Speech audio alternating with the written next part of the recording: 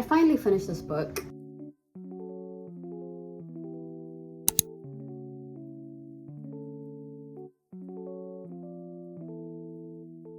My library is about to send a gaggle of librarians to just pick this book up, but I finally finished it because I was reading Anna Karenina all at the same time. I really like it. I think it has a lot of language for a lot of things, and I think if you convert the word like TV to social media or streaming or anything that is screen-based that's taking a lot of our attention, I think this is a great one. Amusing ourselves to death. I think one of the things that I really like about this book is that okay, so it's very, very relevant, and I mean, this was written in 1979, maybe 80s, 1985. You know, it kind of goes through media as epistemology, like at the beginning, and then really talks about like how media is actually like a metaphor for something like larger. We're not just talking about media like in a tangible, physical sense. This is from the first chapter, The Medium is the Metaphor. I bring all of this up because what my book is about is how our own tribe is undergoing vast and trembling shift from the magic of writing to the magic of electronics. What I mean to point out here is that the introduction into a culture of techniques such as a writing or a clock is not merely an extension of a man's power to bind time, but a transformation of his way of thinking and of course of content of his culture. The thing is, he's not necessarily focused on like how like TV bad, book good. That's not really the argument. The argument is that television is making us, in the sense that he's talking about television because there was like TVs being so normalized in American home in the 80s, in the mid 80s. It was Reaganomics, and it was like a politician who was previously an actor being elected and being in office. He is talking specifically about the frivolousness of all of the American media as it's paired with like barbarism and like these horrible things of like are happening, like uprisings and like social change is happening, but like there's so much. Americans are drowning in disinformation, and our languages are our media. Our media are our metaphors. Our metaphors create the content of our culture. You know, I think this is like kind of a rebuttal to like, it's not that deep. He's like, it is deep. Like people are like having this conversation of like, well, it's media, like it's isolated. He's like, nothing is isolated. It basically builds like the discourse that we're watching on TV, show business, and everything else that comes with it really shape the way that our culture is. And I think that is very true even with the internet. Like I think when you contrast it with the internet, there's a lot of parallel there. And he talks a lot about epistemology, and he talks about the general character of being like print intelligent versus like TV intelligent. I think it's interesting because it's like the way that you think about truth telling, but I do not wish to oversimplify the matter more than it is necessarily. In particular, I want to conclude by making 3 points that may serve as defense against certain arguments that careful readers may have already formed. The first is that no point do I care to claim that changes in media bring about changes in the structure of people's minds or changes in their cognitive capacities. There are some who make this claim.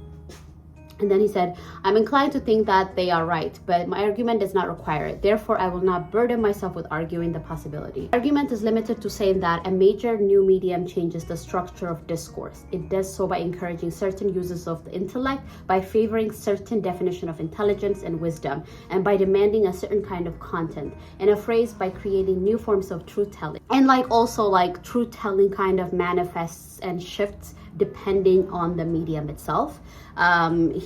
You know, the way that the epistemology that is created by television is not necessarily, he's not saying like the epistemology that's created by television is necessarily inferior. He's not just saying that. I think he's saying that the epistemology that is created by television, and again, like in parallel to that, you know, social media and the internet, can often be absurdist and dangerous. And I think we can agree with that even in 2026. Basically, he's saying like television has a lot of influence on people. It is creating the discourse as we speak.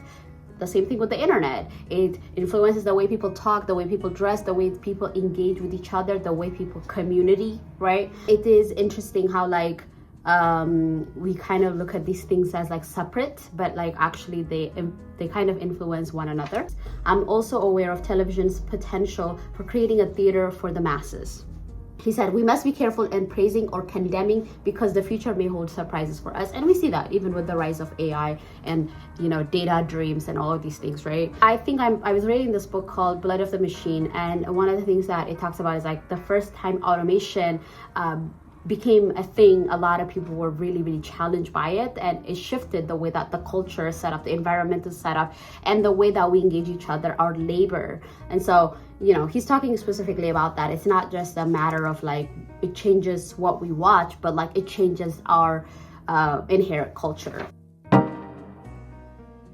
One of the things that he keeps kind of debunking continually, and I don't know if I completely agree with everything that he's saying, because there's some things that I was like, a little, I don't know, elitist is not the right word, but I think he talks about rigor, which I think is an important thing. But I think rigor is not possible in the social, like I don't think rigor is always possible in the social structures that we have set up under capitalism. And so I think it's interesting that he never really acknowledges external systems that make television possible. He kind of does this like exonerating of like these like large corporation system. I think he kind of refers to them in these like vague kind of detached ways, but he doesn't really put the blame on these institutions that have made television possible. I think it's interesting that he like doesn't make that connection enough. I wish he did. Reading was not regarded as an elitist activity.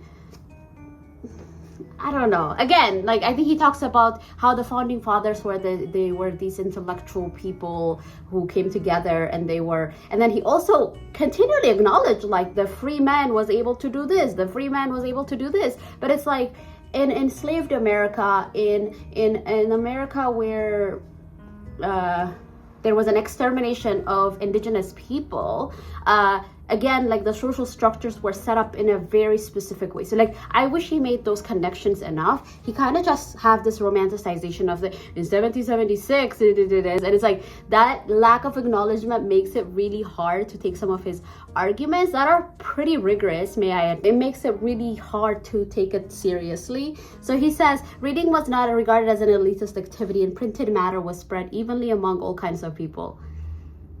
Except slaves. It's just like a very, I feel like it is detached. Like I said, I really love this book. I think it's a very, very helpful meta-analysis of like how the media and television specifically changes our culture, and just like the epistemological impact of television. But I just feel like some of these like criticisms are left unsaid. It's kind of like, yo, like this is giving some, you're leaving out some things. Popularization of newspapers as a way to kind of have this popular current event understanding from different perspectives.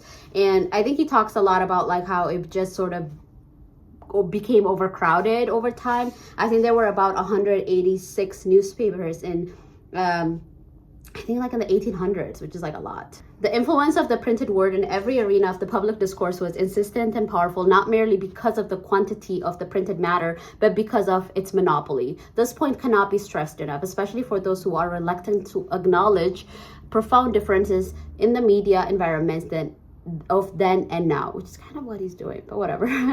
One sometimes hears it said, for example, that there is more printed matter available today than ever before, which is undoubtedly true. But from the 17th century to the late 19th century, printed matter was virtually all that was available. There were no movies to see, radio to hear, photographic display to look at, records to play. There was no television. Public business was channeled into and expressed through print, which became the model and the metaphor and the measure of all discourse. The resonance of the lineal analytical structure of the print, in particular of expository prose, could be felt everywhere. True, sure.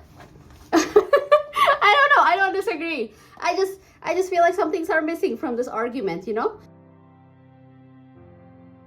like before we shift to the next thing, he talks a lot about what we should be afraid of is not the Orwellian world where truth is censored and taken away from the masses, but rather there is this masses of information. There is entertainment at every moment, every level, stimuli at every moment, that we are distracted and we actually are filled with disinformation, which I completely agree. That is like where we are. So he says like, it's not that Orwellian prophecy that we should be worried about, which I just finished 1984, and I feel like I blacked out in high school because what the fuck.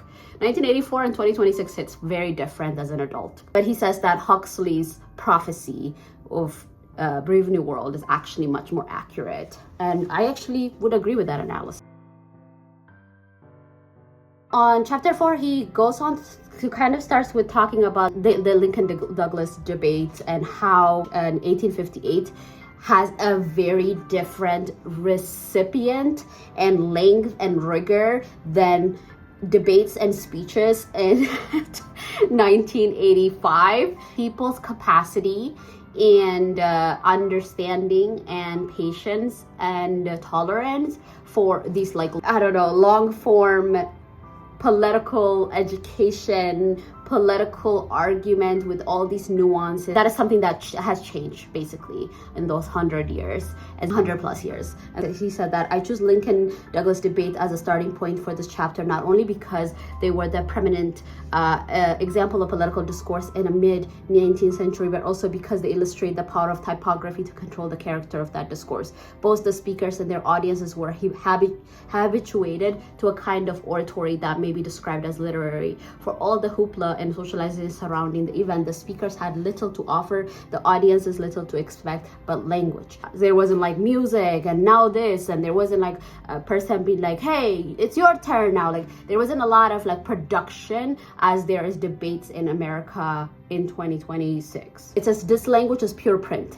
That is the occasion required to be spoken aloud cannot be obscure the fact, and that the audience was able to process it through the ear is remarkable. Only people whose cultures no longer resonates powerfully with the printed word. Not only did Lincoln and Douglas write all their speeches in advance, but they also planned their rebuttals in writing. Even the spontaneous interaction between speakers were expressed in a sentence structure, sentence length, rhetorical organization, which took their form from writing. There was some preparation, there was some rigor. It wasn't theatrical as debates are in the 21st century and in the late 20th century. So it makes sense, I think, what he's saying, and I agree. Name I give to that period of time during which the American mind submitted itself to the sovereignty of the printing press is the age of exposition. So he says that Americans are no longer capable of holding on to exposition as they did before, because television has really change the way that information is held in our brain, because we are used to kind of witnessing information and digesting information in very, very specific structures. Exposition is mode of thought, a method of learning, and a means of expression. Almost all of the characteristics we associate with mature discourse were amplified by typography, which has the strongest possible bias toward exposition. A sophisticated ability to think conceptually, deductively, and sequentially. A high valuation of the reason and order, and abhorrence of contradiction. A large capacity for detachment and objectivity. I don't know, that kind of hits me a little bit differently. A tolerance for delayed response. Toward the end of the 19th century, for reasons I'm most anxious to explain, the age of exposition began to pass, and the early signs of its replacement could be discerned. Its replacement was to be the age of show business. And this is a transition. The rest of the chapters are really about him talking about how television became sort of like the command center for like a lot of how media is structured, and but like also how our thoughts and our discourse is held in public as well. He says that television has become sort of like a background radiation. This kind of reminds me of what Cal Newport talks about, the solitude deprivation, this constant ambience of information and thought being kind of in the background, and for us to have very little time to actually like conceptually rigorously, have these thoughts that are like formed from our own brain. And so he says that television has become, so to speak, the background radiation of the social and intellectual universe, the all but imperceptible residue of the electronic Big Bang of the century past. So familiar, so thoroughly integrated with American culture that we're no longer here. Its faint hissing in the background. See the flickering gray lights. This in turn means that its epistemology goes largely unnoticed, and the peekaboo world has constructed around us no longer seems even strange. Real shit. And I really like the last chapter before we get into like sort of the end of the book, which is that television's way of knowing is uncompromisingly hostile to typography's way of knowing. That television's conversation promote incoherence and triviality. That the phrase serious television is a contradiction in terms, and that television speaks in one persistent voice, the voice of entertainment.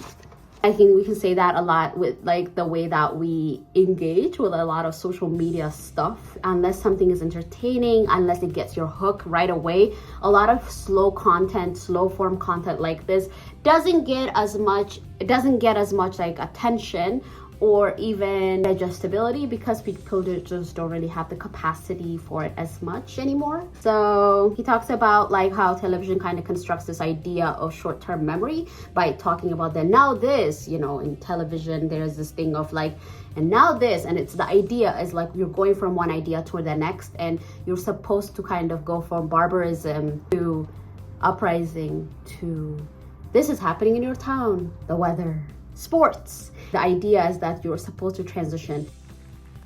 Now this is a commonly used on radio and television newscasters to indicate that what one has just heard or seen has no relevance to what one is about to hear or see, possibly to anything one is ever likely to hear and see. There's no political blunder that feels important enough for you to just sip on it. You're supposed to transition from one to another. And so he talks about this like thing of disinformation and Americans being incredibly like kind of almost like held by too much information to a level that they don't remember what came before. And so he says that every 24 hours, that's why there's like, the news cycle is like really, really producible and very, very much made for the age of entertainment, right? So he says, and so we move rapidly into the information environment, which may lightly be called trivial pursuit. As the game of the name uses facts as the source of amusement, so do our sources of news. It has been demonstrated many times that the culture can survive misinformation and false opinion. It has not yet demonstrated whether a culture can survive if it takes the measure of the world in 22 minutes, or if the value of its news is determined by the number of laughs it provides. I think that's one of the most like hardest lines.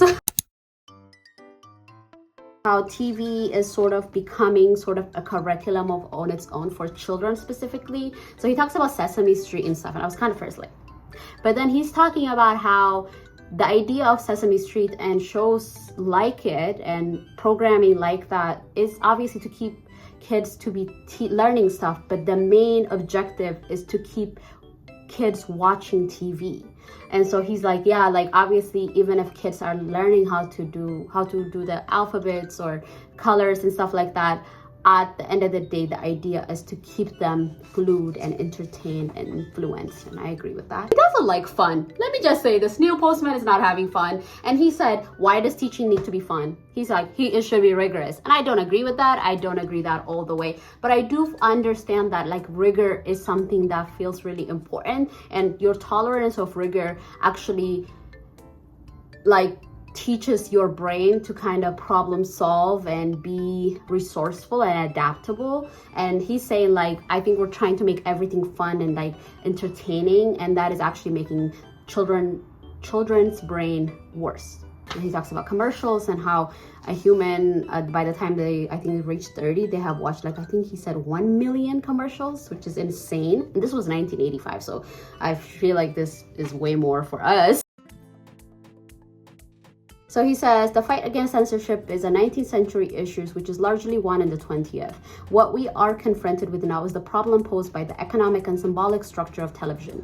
Those who run television do not limit our access to information, but in fact widen it. Our Ministry of Culture is Huxleyan, not Orwellian. It does everything possible to encourage us to watch continuously, but what we watch is a medium which presents information in a form that renders it simplistic, non-substantiative, non-historical, and non-contextual. That is to say, information packaged as entertainment. In America, we are never denied the opportunity to amuse ourselves. And that's excellent. You can say that about now. Anyways, the next chapter is called Teaching Us as an Amusing Activity. I don't love this chapter. He's like really tired of people being like, I mean, I don't disagree with everything, but he's just like, why does teaching have to be fun? I'm like, all right, okay. He talks about like, oh, there's no prerequisite to watch a television program, even though television programs for children are kind of set up as curriculum of their own. And I think about like Miss Rachel and stuff, which are very like helpful children's programming. But sometimes I think about like the way that kids are so addicted to be like, oh, I want to see Miss Rachel and all stuff like that. I'm kind of like, that's really interesting. These kids are like glued to the screen by the time they're 3, 4. And to me, that's kind of scary. That's kind of scary. And I think this chapter kind of reinforced that, even though I don't agree with his approach necessarily. The last chapter is called The Huxleyan Warning. Again, he's saying that Orwellian nightmare is what we're really afraid of, that George Orwell, predicted many, many years ago in his fiction book, 1984, or even Animal Farm, really. But he's like, I think we should be worried about the Huxleyan warning. He said there is 2 ways of which the spirit of culture may be shriveled. In the first, the Orwellian culture becomes a prison. In the second, the Huxleyan culture becomes a burlesque. So he says that everything is a performance with television. Nothing is taken seriously. He says that we are, like, the gates become surveillance, this repeated pattern of like things we've seen before. Everything feels like trivial. At the age of television is that it's a glimpse of what Huxleyan future has predicted, which is this excess and entertainment that nothing even feels relevant enough because we're drowning in excess. He kind of has some suggestions of how to change it. He says that honestly, he suggests like media literacy being a part of school curriculum. Like, I don't want to suggest like destroy all TVs or destroy all types of media, but he says that in order for us to demystify the influence that television has, especially in kids' mind, is to teach children from when they're young media literacy. He doesn't call it that, but he's like, have that curriculum, how to consume television, how to consume these new types of media, so they are equipped with these tools so that they don't feel like they're falling into this influence. He says, what I suggest here as a solution is that what Aldous Huxley suggested is, he believed with H.G. Wells that we are in a race between education and disaster, and he wrote continuously about the necessity of understanding the politics and epistemology of media. For in the end, he was trying to tell us that what afflicted the people in Brave New World that was not that they were laughing instead of thinking, but that they did not know what they were laughing about and why they had stopped thinking. Anyway, talk to you soon.